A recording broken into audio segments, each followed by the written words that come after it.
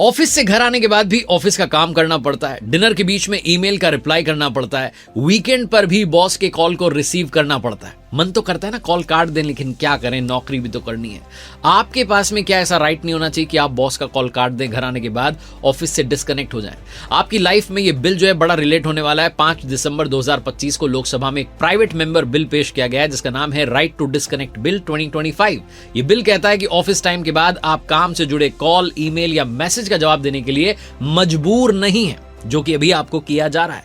Right to disconnect bill आप बोलेंगे बिना देरी के पास कर दो, लेकिन ये बिल है क्या, लाया कौन है और कैसे आपकी जिंदगी इस बिल से बदल सकती है, सब कुछ आपको बताते हैं। आप देख रहे हैं दुनियादारी, मैं हूं आरजे कार्तिक। सबसे पहले बात करते हैं कि ये बिल लाया कौन है। एनसीपी की सांसद सुप्रिया सुले जी ये बिल लेकर के आई हैं और स्पेशल बात यह है कि एक प्राइवेट मेंबर बिल है, मतलब इसे कोई मिनिस्टर नहीं बल्कि जो मेंबर ऑफ पार्लियामेंट है वो पेश करते हैं।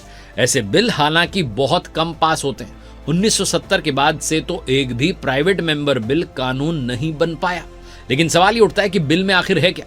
ऑफिस टाइम के बाद जवाब देना कंपल्शन नहीं है, एम्प्लॉयर जो है आप पर प्रेशर नहीं बना सकता, और अगर प्रेशर बनाता है तो कंपनी पर उसके कुल रेम्यूनरेशन का 1% तक पेनल्टी लगाई जा सकती है। इमरजेंसी में हालांकि कांटेक्ट करने की छूट है, लेकिन हर दिन प्रेशर बनाने की छूट नहीं है। और यहां तक कि एम्प्लॉयज की सेफ्टी और सिक्योरिटी के लिए कंप्लेंट्स के लिए एक एम्प्लॉय वेलफेयर अथॉरिटी भी बनाई जाएगी। और डिजिटल ओवरलोड को देखते हुए काउंसलिंग और डिजिटल डिटॉक्स सेंटर बनाने का प्रपोजल भी है। एक्चुअली पिछले साल पुणे की 26 साल की सीए एना सेबेस्टियन की अत्यधिक काम के तनाव के चलते जो डेथ हो गई थी उसने देश को हिला दिया था। फैमिली ने कहा था कि वो नींद, खाना, लाइफ कुछ भी मैनेज नहीं कर पा रही थी। इस घटना के बाद राइट टू डिस्कनेक्ट बिल की मांग और तेज हो गई, क्योंकि डिजिटल वर्क कल्चर में काम और प्राइवेट लाइफ की जो लाइन है बिल्कुल ब्लर हो गई। और ये अकेली बात नहीं है, दुनिया के 13 देश में तो पहले ही राइट टू डिस्कनेक्ट बिल लागू हो चुका है। France, Australia, Germany, Canada, Belgium, Argentina और भी देश हैं। मतलब दुनिया कह रही है कि work life balance isn't luxury anymore, it's a necessity. International labour organisation की रिपोर्ट कहती है कि इंडिया में लोग ऑन एन एवरेज 46 से 47 घंटे के बीच में पर वीक जो है काम कर रहे हैं। और बढ़ते डिजिटल वर्कलोड के साथ बर्नआउट, स्ट्रेस और ओवर टाइम अब कॉमन बात हो गई। राइट टू डिस्कनेक्ट इसी इम्बैलेंस को ठीक करने की कोशिश है। अब सबसे बड़ा सवाल यह है कि अगर कोई कंपनी इस नियम को मानेगी नहीं तो क्या होगा। तो बिल कहता है सीधा पेनल्टी लगाई जाएगी। अगर कोई कंपनी या ऑर्गेनाइजेशन ऑफिस टाइम के बाद एम्प्लॉइज पर दबाव डालती है कि काम करो या कॉल का, ईमेल का जवाब दो, तो उस कंपनी पर कुल कर्मचारियों के रेम्यूनरेशन का 1% तक का जो है जुर्माना लगाया जा सकता है। मतलब एम्प्लॉइज से आफ्टर आवर्स में काम करवाना कंपनी के लिए महंगा सौदा साबित हो सकता है। इस बिल का सबसे बड़ा पर्पस है लोगों की लाइफ क्वालिटी को बेहतर करना।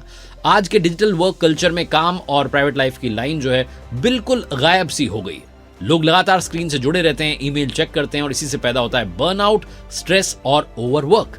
राइट टू डिस्कनेक्ट बिल इस पूरे प्रेशर को कम करने का एक तरीका है। बिल में सिर्फ वर्क टाइम नहीं बल्कि मेंटल हेल्थ पर भी खास ध्यान दिया गया है। इसमें सुझाव दिया गया है कि टेली प्रेशर यानी काम से लगातार जुड़े रहने का दबाव, स्ट्रेस और इन्फो ओबेसिटी यानी कि इन्फॉर्मेशन का ओवरलोड, इससे निपटने के लिए काउंसलिंग सर्विसेज और डिजिटल डिटॉक्स सेंटर जो है बनाए जाएं।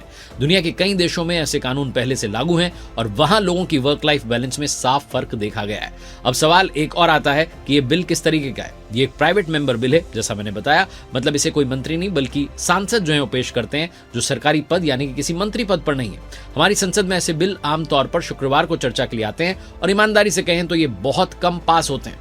जरा ध्यान से सुनिए, हमारे देश को आजाद हुए 75 से ज्यादा साल हो गए और इतने समय में सिर्फ 14 प्राइवेट मेंबर बिल ही दोनों सदनों से पास होकर कानून बन पाए हैं। 1970 के बाद से तो आज तक एक भी प्राइवेट मेंबर बिल जो है पास नहीं हुआ है। तो हाँ, ये बिल पास होना आसान नहीं होगा, लेकिन अगर ऐसा होता है तो इंडिया में वर्क कल्चर के लिए एक बहुत बड़ा गेम चेंजर बन सकता है।